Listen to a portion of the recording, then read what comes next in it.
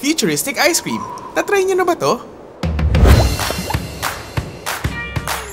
Welcome to the Alaska Crema Red Kitchen, home of the adventurous foodie, and here, food meets the unexpected. I am Chris of the Red Kitchen Squad. And I'm Jenna. At ako naman si Besh. Grabe ang init. Di ba malamig ba tayo dyan? Of course meron, because today in the Red Kitchen, food meets science. Here's what you need to know about liquid nitrogen. Wow, ang cool naman. Ready ka ba for futuristic ice cream? Let's get started.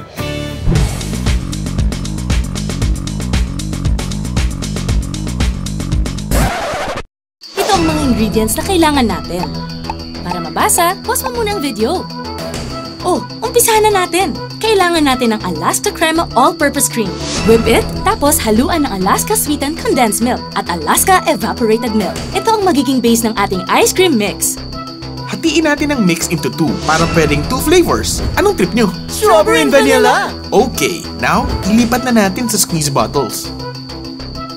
Uy! Yan na ba yung liquid nitrogen? Yes, make sure to use a wide glass bowl and fill it up to half. Now, squeeze droplets of the ice cream mix into the bowl. Ay, ang galing! Nagpi-freeze agad. Careful sa pagbuhos ha, kasi below freezing point to. Scoop and drain. Then transfer to a chilled glass bowl at top with Alaska Crema whipped cream. Pwede rin naman ang recipe na to kahit wala kang liquid nitrogen. Freeze mo lang yung ice cream mix overnight, in crema ball pa rin. Crema ball!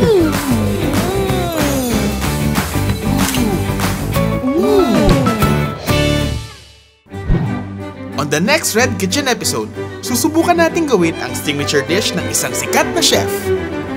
Kaya ko din yan.